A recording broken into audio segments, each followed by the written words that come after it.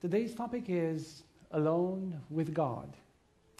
Actually, it's part of a series which somehow I began to present, which deals with the most important part of Christian life, which is our relationship with Jesus, our relationship with God as individuals. And that's the foundation, that should be the foundation for the relationship with God.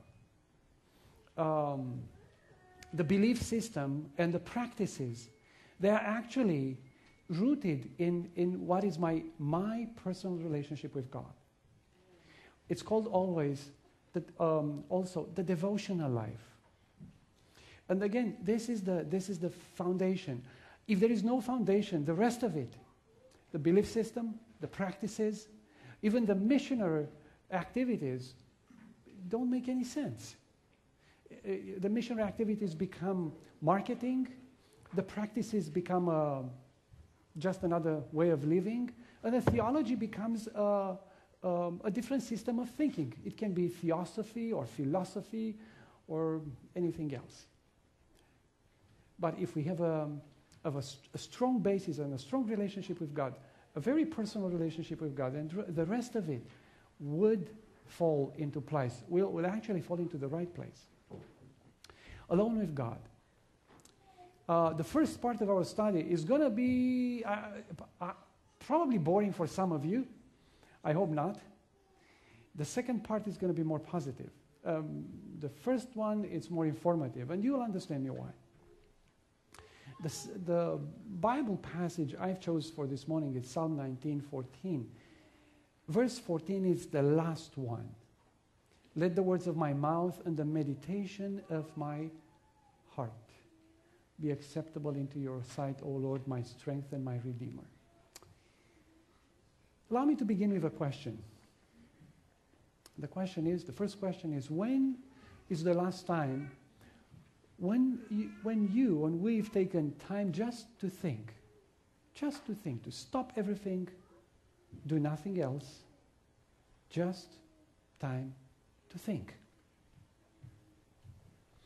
For how long are you able to stay quiet and actually think? When is the last time when we actually watch the clouds passing by? Just to watch the clouds, just to watch the sky. I know that some of us are connected with cloud. You put your information on a cloud, but that's a different kind of a cloud. I'm talking about the sky, and I'm not talking about Skype. I'm talking about blue sky and God's clouds.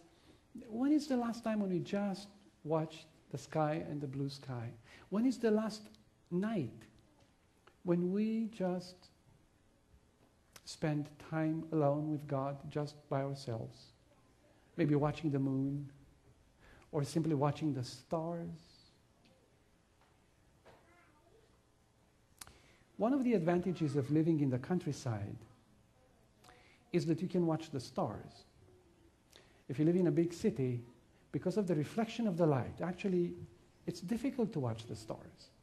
And the darker the place where you are, the brighter the stars. Then when is the last time when we had these moments, just we alone with God? In the fast pace of the 21st century, when everything has to move and be fast, and faster, it's like we push each other. Schedules and phone calls and emails and appointments, and just faster and faster. I remember I was in the military. It were my first days in the army, and I don't remember the exact reasons, but I had to do the night watch in the dormitories. We had 40 or 50 soldiers, and every 3 hours somebody had to be the night watch, because boots were disappearing, belts were disappearing, equipment was disappearing, and you had always to have a night watch.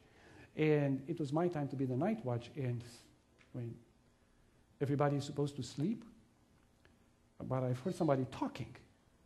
You might have heard of this thing, people talking while they sleep.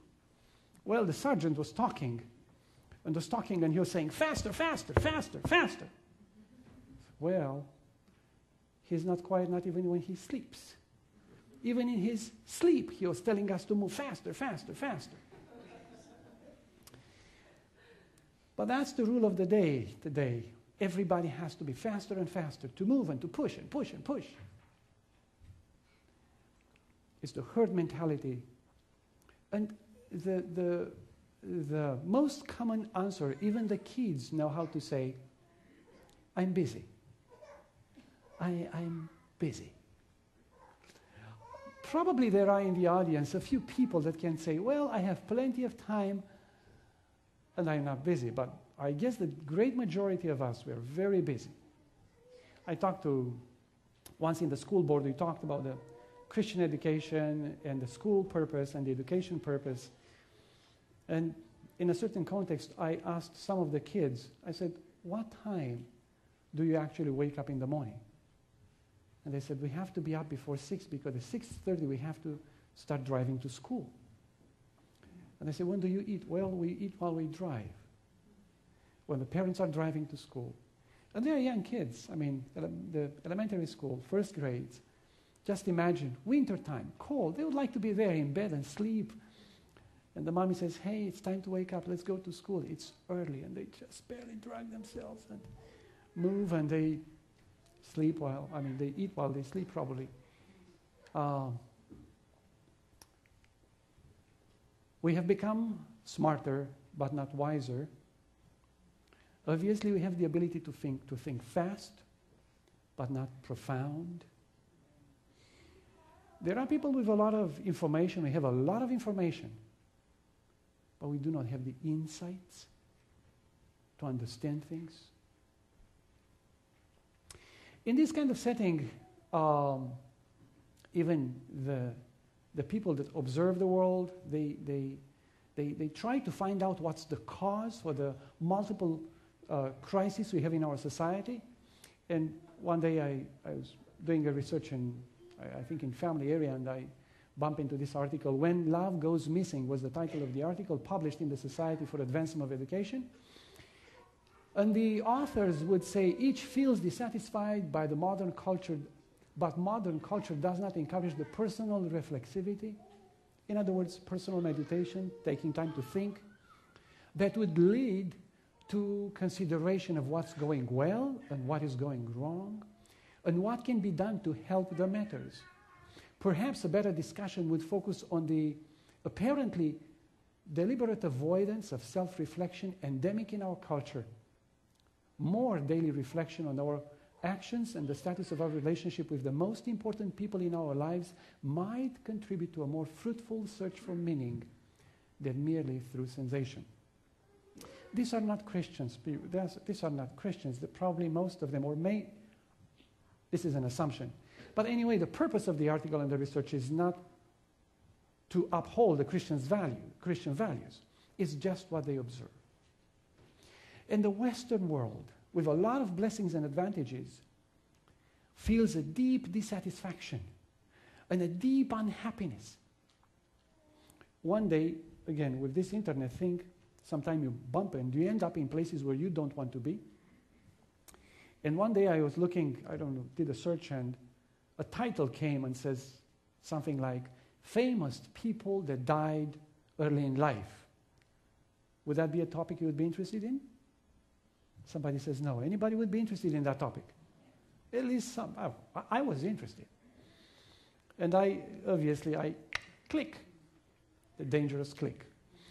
And I clicked, and then you see it's like a video clip, and says, so-and-so, the name of the person died 30 by overdose.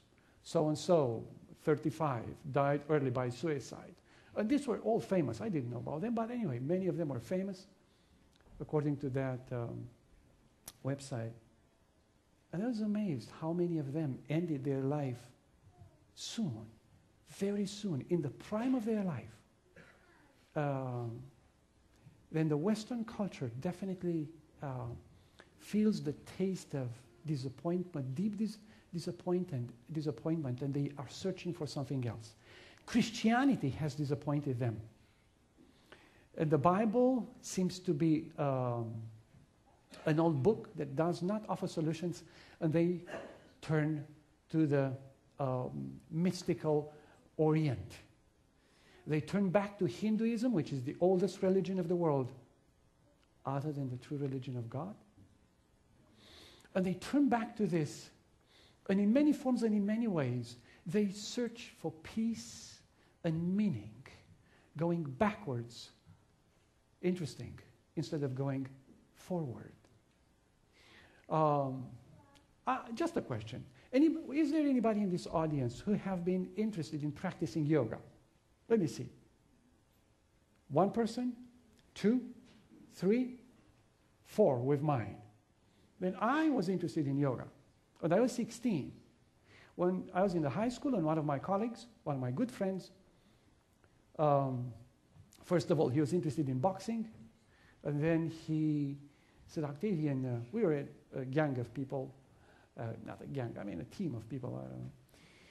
And he said, I found something interesting. I said, what? And he said, this yoga thing. I said, what's this yoga thing? I said, let me show you. And he took us somewhere in one of the classrooms, which was an empty classroom, and I'm not going to show you what he did. He took off his clothes, he showed us his belly, and he showed us one of the primary exercises where you do like this and you have your stomach. Do you know that, when you are able to move it like this? Anybody knows the exercise? You don't. Well, you have to go to class. But I hope you don't. Well, he showed me that's one of the first exercises where you learn by concentration to control the muscles of your stomach, and your muscles moves like, the stomach moves like this.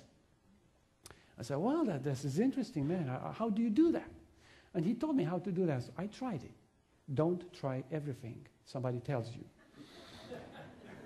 That was the beginning, and this is, by Octavian, I have to tell you something more. This is the breathing and the asana position you see in Lotus, the famous, you see the guys, everybody sits, and that's not random position.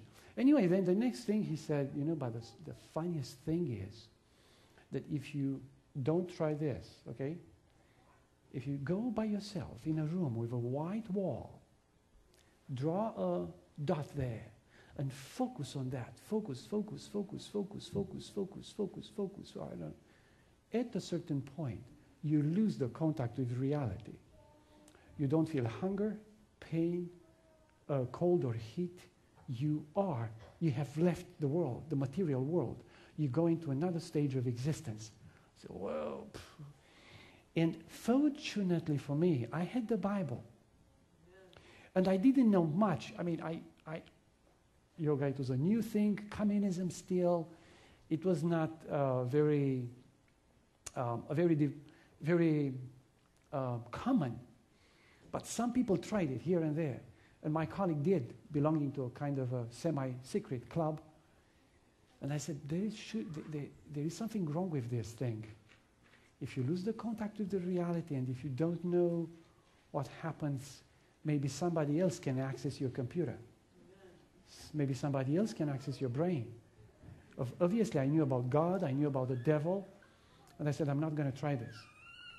I did not. And you don't, I hope you don't.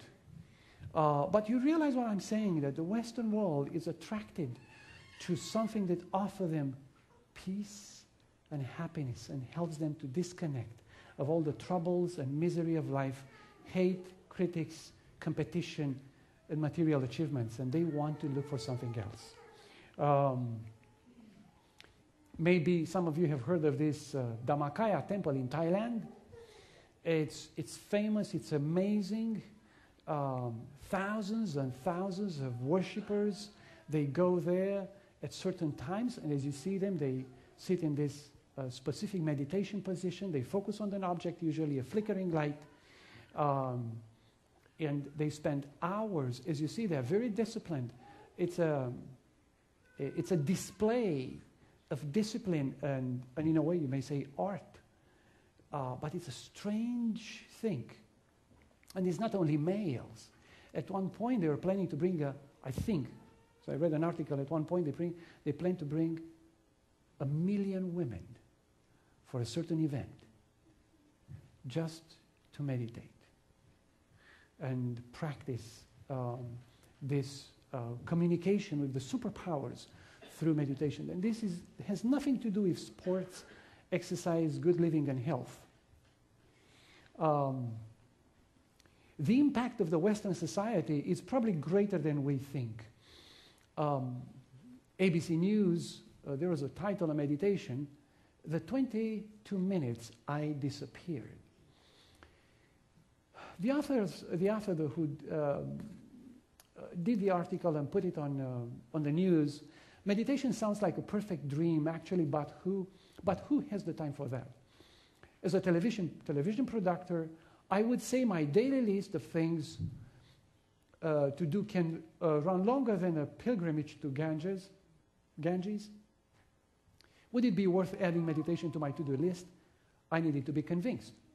So I went to Avery Fishery Hall in Manhattan for a group meditation led by Sri Ravi Shankar, a spiritual leader and the founder of the Art of Living Foundation. The guru, as he is called, traveled from southern India to kick off the I Meditate New York campaign, designed to introduce stressed-out New Yorkers to the powers of the ancient practice of meditation.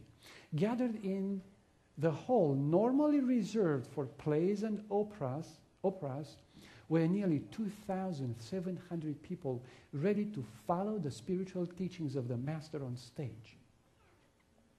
Do you think that if the Seventh-day Adventist Church would have an evangelistic program or a seminar in New York, in Manhattan, first of all, do you think that we would get this hall? Do you think that you will have there 2,700 visitors for that program? And here is the famous guru coming and teaching the tired Westerners a new way, which is actually the old way of the Orient. My son was in this school when we lived in Vermont. This was called the St. Johnsbury Academy, which is a semi-private academy. It was a good academic school, but obviously a secular school. And one day, when he was in his senior year, he came home at the beginning of the quarter and said, "Father, our physics teacher." Well, the physics teacher, you expect that he is one who understands very well the world around. Am I right? Supposedly, if anybody understands the mechanisms of the beautiful world God has created, they should be the chemistry and the physics teachers. Well, he says the physics teacher at the beginning of the class, he just jumped over the table in front of us and adopted the classical Hindu position for meditation, and he said, "Please, before the class, close your eyes, breathe deeply, and take a moment for silence." And all the students just did what they said. And Nathan says, "No, I did it." Well, I said, "Good." I said, "Did you talk to the teacher?" He says, "No, I did not." Well, the next hour, when he had the next class of physics, the teacher did the same thing. And I said, maybe I should talk to the teacher, which I did. And one day I went to school, and without actually went for something else, but a guy passes by me. He was a man in his late 30s. Good-looking man, pleasant, very pleasant. As I said, "Excuse me, by the way, I'm looking for the physics classroom. I don't know where the physics is, because I'm looking for Mr. So-and-so." I says, "Oh, it's me." He says, "Oh, great. Do you have a moment? I would like to talk to you." I said, "Sure." And we start talking, and I said, "My son came home, and he told me that actually before the physics class, you asked the students to close their eyes and relax and meditate and take a few deep breaths. Would you say, is anything wrong with that? If I will come to you one day here at church and say, please close your eyes, choose the most relaxing position you want. You can sit on the floor if you like to. Take some deep breaths, keep your spine straight. And I don't tell you everything from the beginning, because the deception process, it's always like this. And if I would say, then just close your eyes and take deep breaths and think of a pleasant experience of your life, Would you have any problems with that? Some would, some don't. Well, I talked to the teacher and I said, I'm a Christian. And as I understand, probably you have a different philosophy of life. And he told me, yes, I lived in India for 10 years. Okay. Anyway, to make the whole story short, we began to talk, and I said, as far as I understand, the school is neutral as far as the life philosophy. Everybody chooses the beliefs. You can be a Christian, you can be a Buddhist, you can be whatever. And in the classroom, the expectation is that as a teacher, probably you teach physics, not religion. And he said, yes, but I would like my students to be quiet and to bring back their thoughts that I can teach them. I said, well, would you mind if next time you invite me for a prayer? Would you mind if before the physics class you invite me and I come to your class and I will have a prayer to help the students to turn their minds to Jesus? And would you mind that? I said, that's not going to work. Anyway, we talked. He said, we had a good relationship. I observed a few things as a man, and I mean, there's more to say. Because this is what I'm talking, they are not just stories. They are powerful things. The man had a very good self-control, extremely good self-control. Sometimes we Christians, we just spark. He had that quality of life he adopted through meditation and self-discipline and so on and so forth. But he said one thing. He said, I appreciate the fact that you came to talk to me and you didn't go straight to the leadership of the school. And I said, sure. Because I wanted actually to build a relationship with him and to develop a relationship. I invited him at our home for lunch one day and to talk more to him because he was a very nice guy. But his mind was going in a different direction. And I mean, from that day, probably he stopped, at least for that year. I don't know what happened. My son didn't come back to tell me that they will do meditation before the physics class. This is just to share with you what is the extent of the phenomena. Breathing, Oriental meditation may use breathing techniques. And this doesn't have anything to do with healthy breathing, with filling your lungs with healthy air. It's not about this. Air in itself, it's considered in the Hindu thinking to have energy. And everything they do have a purpose, from the positions of the palms to the straight column of your back, to the spine of your back. Everything has a position. It's the position of the snake, the cobra, that sits straight before it strikes. And it did happen that at a certain point I was interested in this and I did some research and study. Imagining. It's another thing they use. Relaxation. When you are stressed, how do you relax? Well, I was interested at one point, and I've learned how to do that. I mean, there is a technique, and I don't want to say it because some of you may be tempted to try it. There are a few things. For example, when your muscles are tense, can you fall asleep? If you're in the bed and you are tense, can you fall asleep? No, you can't. You have to relax first. How do you do that? Well, there are a few techniques.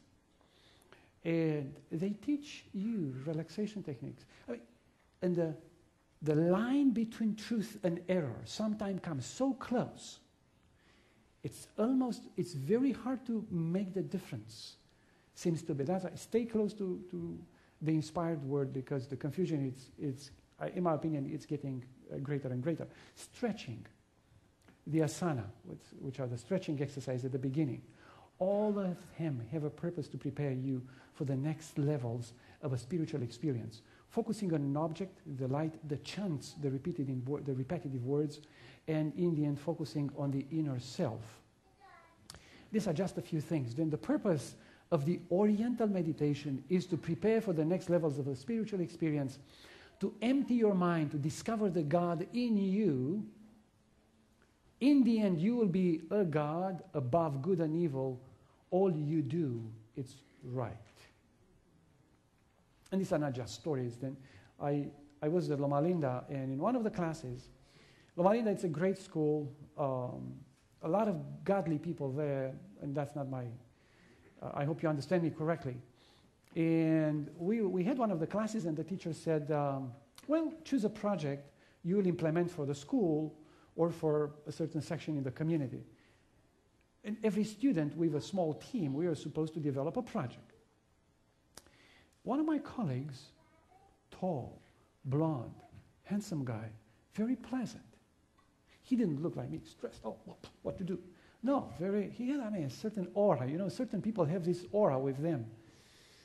And his project was to teach the staff of the School of Public Health relaxation using Oriental techniques and yoga. And he came in front of the class, and this is a Seventh-day Adventist school, and he said, please close your eyes. And the teacher closed the eyes. And the students closed their eyes. I said, put your hands on the table. Everybody put their hands on the table. And just imagining this and this. I said, wow. I look around and say, what's happening here? That's not what I know. Because I took classes in religion and the history of religions, and I was exposed to yoga. I knew that this is not going well. What was supposed to happen is that before you present a project, usually you have to come with your peer-reviewed, what's called peer-review research. Well, he didn't come with any. Even there is research on yoga proving that it's very helpful and it's used today in stress management. And the guy was coming to bring in the School of Public Health, in the Seventh-day Adventist school, yoga as a stress, and the teacher had no idea. And I said, when the class was over, I went to talk to the teacher, and I said, Mrs. So-and-so,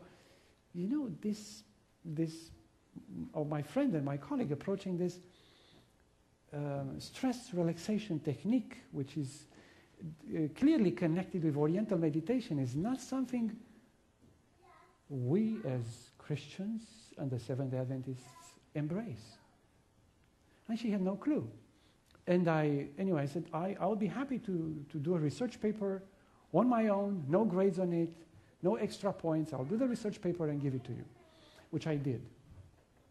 I gave it to her, and anyway, in the same time, the thing happened a few times, and finally I went to the chairman of the school, and she was a Christian, and she said, yeah, we need to address this in one way or another. And I'm leaving it here. My point is that in that classroom were young Seventh-day Adventist students, and they didn't realize that actually there are some of the first steps in moving in a direction where the Bible does not lead us. In the history of Christianity, also, you have the Christian mysticism. Anybody bored already? Yes, I see a few hands. Okay, we'll move faster then. In Christian mysticism, they basically took the old ideas from the Oriental meditation in Hinduism, and they replaced them in Christianity. You'll find a lot of elements in Christian mysticism which are very common with Oriental meditation and thinking. Many of them. If you would see any of the gurus and any of the leaders in Hinduism, you will see them with rosaries. And you see the rosaries in the hands of a lot of Christian people. The repetitive prayers, the chants, and not only isolation and solitude, volunteer poverty, austerity, celibacy, the monks and the nuns, they lead to a highly emotional, ecstatic experience which leads you to communication with the spirit world. There is more to say. It is beneficial for us as Seventh-day Adventists, in my opinion, to interact in a healthy way with people that have a different view on the world than we do. We stopped by, it was a Sabbath afternoon, coming from one of my churches in Vermont. Following a certain route, I knew that there was a convent. It looked like a fortress in a certain place. And for a few times I wanted to stop by and see what's inside there, see what's there. And it did happen that Alina and Nathan were with me, and I said, do you mind if we stop by and just see maybe they will allow us to get in. Anyway, we were welcomed by an older nun who was very happy and jolly, which that was surprising. She was very open, actually. And she welcomed us. She showed us the whole place. the whole convent. I'm not going to tell you that it looked like a prison. Cement walls, cold and strong. Rooms were very small and narrow. A bed and a table. That was all the furniture. Then I visit the prison here, and I study with one of the inmates. I was in prison a few times, not for my own mistakes, but I visited a few people. I mean, that looked like a prison. And they showed me everything. At one point, they led us to the chapel. In the chapel, there is a place where you can be there and watch, but there was a gate, a metal gate. You could see through. We looked there on a bench. On her knees was a young woman, I don't know, maybe 20-something. She was staying there like this. She was one and the same with the statues around. You even had the feeling that she doesn't breathe. She was staying there for long minutes. And I said, I said in my mind, what's in her mind? What is she thinking of? For how long is she going to stay there? I know that in monasteries and in their convents, they spend hours in what's called prayer or meditation. The line comes very close. Ignatius of Loyola is one of the founders of the Jesuit Society. And I want to move faster because it's already late in my presentation this morning, in the sermon this morning. The Christianity has embraced Hinduism, that's my point, and is presented in a friendly way. Father Lawrence Freeman, which is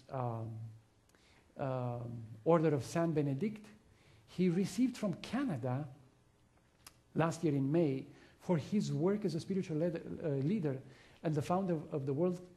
Yeah, he received what? The Order of Canada from the leadership of Canada, one of these distinctions for his highly appreciated work in the world.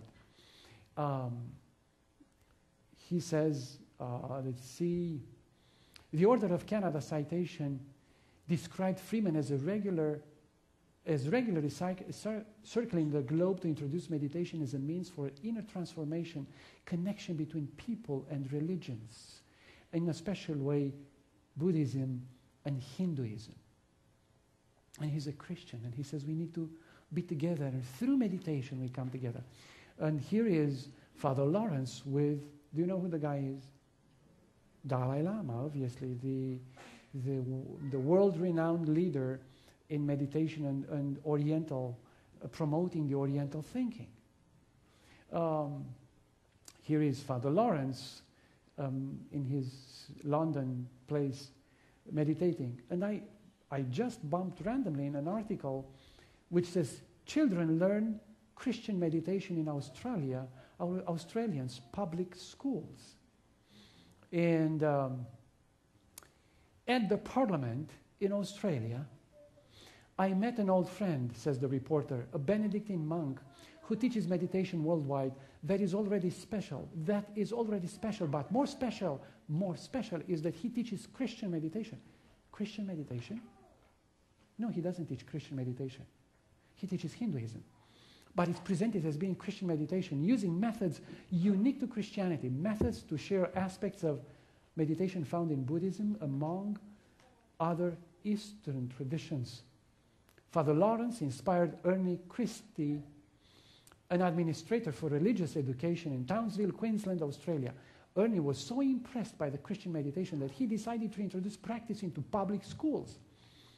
Years later, more than 12,000 Australian public school children have learned to meditate as part of their daily education curriculum. Parents are so pleased, they write, my child has changed for the better since learning to meditate. He comes home and turns off the television and meditates instead. Would you say, that's significant change? He has got me and my husband interested in learning so we can meditate together. Thank you. Would you be surprised that in your public school, if the child goes there, or in the high school, or even in a Christian school, somebody would come to teach them a certain kind of meditation. Here are the kids learning as part of the curriculum how to meditate, focusing on a flickering candle. Coming home, this is the camp meeting at Upper Columbia conference, and you say, what am I going to say? Well,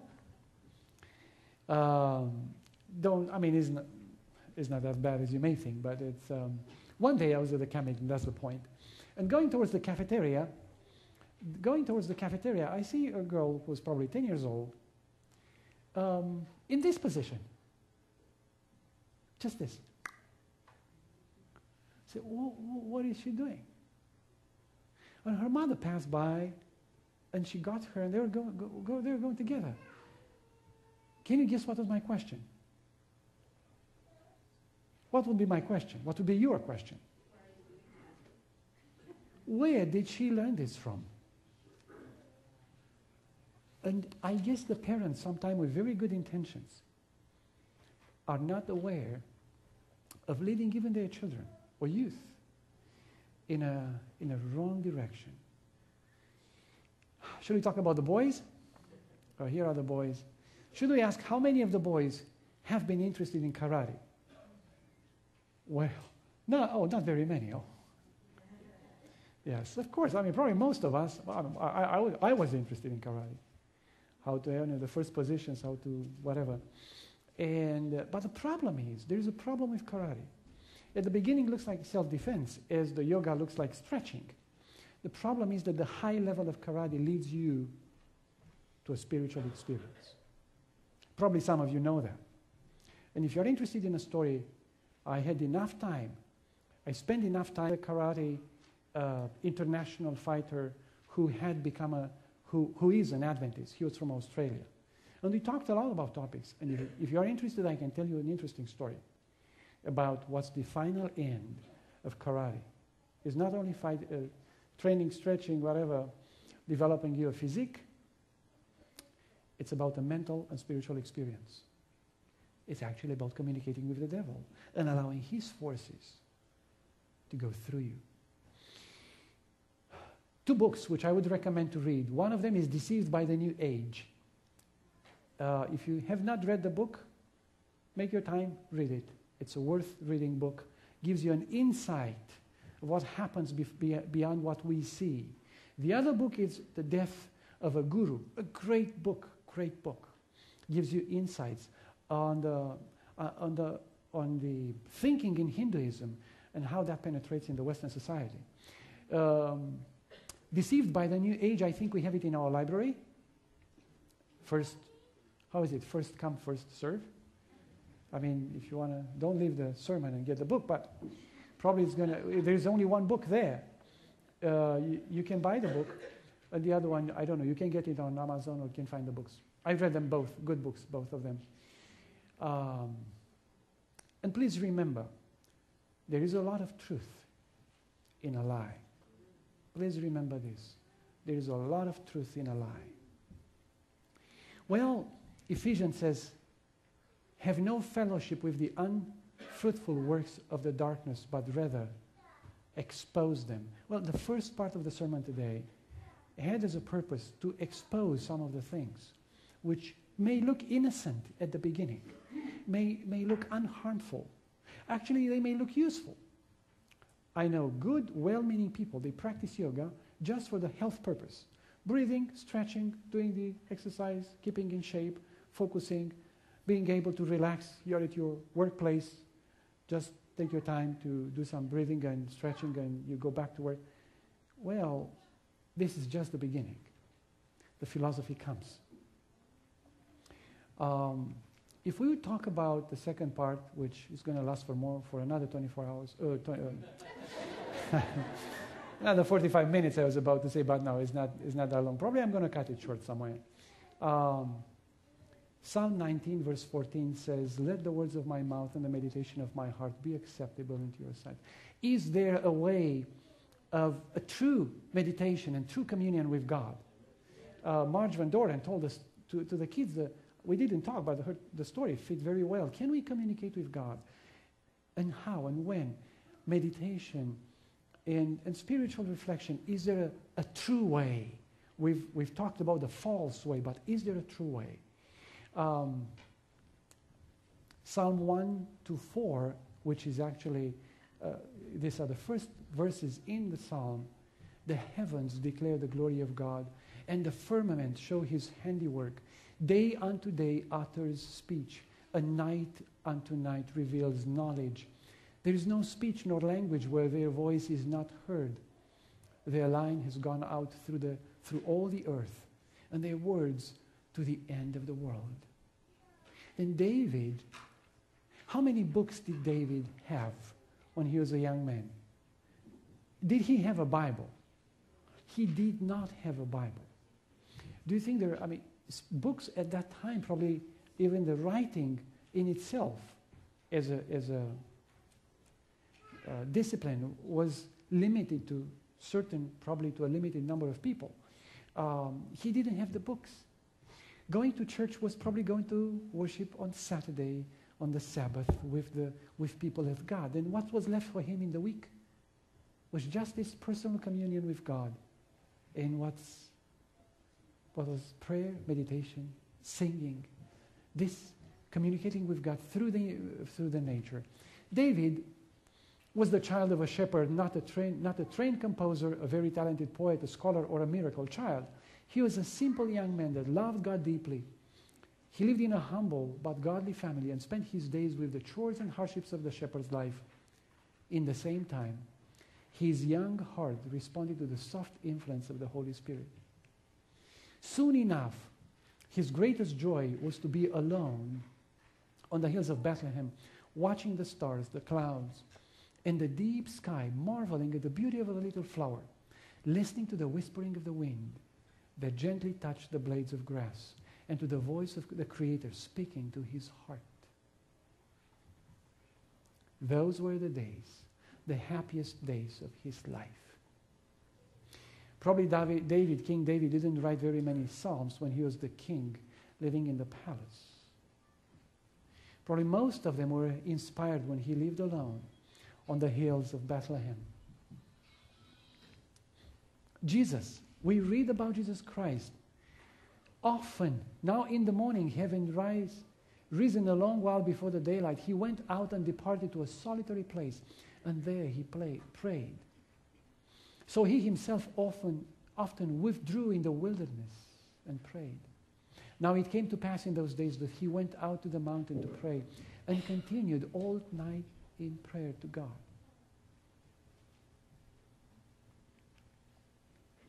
His hours of happiness were found when alone with the nature and God. Whenever it was his privilege, he turned aside from the scenes of his labor to go into the fields, to meditate in the green valleys, to hold communion with God on the mountainside or amid the trees of the forest. The early morning often found him in some secluded place, meditating, searching the scriptures, or in prayer.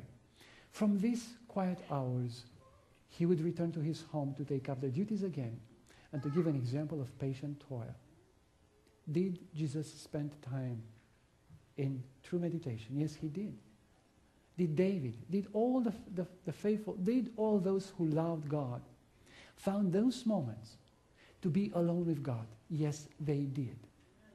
There is no relationship with God other than spending time with God. I mean, there is no way we can have a relationship with God if we don't spend the time with God. If you have a good friend, there is no friendship without time together. All day he toiled, teaching the ignorant, healing the sick, giving sight to the blind, feeding the multitude. And at the eventide or in the early morning, he went away to the sanctuary of the mountainside for communion with his Father. Often he passed the entire night in prayer and meditation, returning at daybreak to his work among the people. Definitely Jesus spent time with God in prayer and meditation. Alone with God, how can we, or what should be the topics of our meditation? Number one can be nature. Spending time with God in nature. We are studying in Ion for the prayer meeting the book Christ Object Lessons. I've read it, as many of you did, but reading the book again, it has reminded to me that being in the nature with God, it's a wonderful way to, it does something to our hearts. It does something to our souls to be alone with God in nature. And we are blessed to be in a beautiful countryside where you can go alone. I don't want to go back to my story with the cougars, but you can go alone and spend time in loneliness and spending time with God in nature. We may spend time, as David says in Psalm 77, I remember the works of the Lord. Surely I will remember your wonders of old. I will also meditate on all your works and talk of your deeds. When we spend time with God in meditation, we think of what? We think of how God led me through this life. I was 16. There was the time of big changes in my life. I was transitioning from the worldly life, which I loved, to knowing God better. And I remember at one point, I had an exam. At the 10th grade, you had to pass another exam to move to the next level in school, and I was afraid. I was not a very good student. Physics and math was to be the exam, and I was not a great student. I knew that at least half of us, from two classes, from two groups of people, you had to be left with one, plus other students would come to this program, which was a demanding program anyway, and I was afraid. But that was not the only reason. I wanted to know that God would live my life. And without nobody telling me, at one point, I just felt the need in the evenings to start go and walk. And we lived outside the town, at the outskirts of the town. And in the evenings, I would start walking. I'll just leave home, stop my learning process of doing the math or physics, and I just start walking. And it was, I remember sundown, our home was, you could see the town and the sundown. And I found great peace in walking alone. And actually in asking God to lead me in the unknown of the future. And that at one point that became a routine, where in the evenings I would leave home right at the sundown time. I would leave home and just walk, maybe for a half an hour, 45 minutes, and just being alone, thinking, meditating, talking to God and talking about my life, my future, and asking God to lead me through the unknown of life. God's leading. Obviously, when we take time for meditation, God's word has to be part of the meditation. In many places in the Bible, you will see that the Bible encourages us to meditate, spend time and meditate to God's word. And the last one, it's searching my heart, myself. We don't know who we are. We don't know who we are until the test comes. We think we are. We believe that we will do this or do that. We don't know who we are.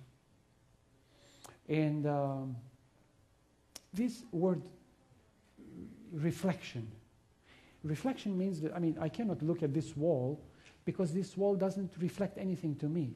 But if on the wall would be a mirror, I can look in the mirror and see myself. Sometime in these moments of meditation, we actually think of our own lives. Try to answer to our own, to search our hearts and say, what are the motives for what I do? What happens actually to me, with me? It's important to know our hearts. It's important to pray and say, God, search my heart. Search me, O God, and know my heart through me and know my thoughts. There is no other way where we can actually advance in spiritual life, interact in a healthy way with the other people, unless we know who we are. We need this time to really find who we truly are. And that doesn't happen in another setting other than this fellowship with God. In conclusion, this is one of the passages which I love very much. All who under the training of God need the quiet hour for communion with their own hearts, with nature and with God. In them is to be revealed a life that is not in harmony with the world, its customs, or its practices. And they need to have a personal experience in obtaining the knowledge of the will of God.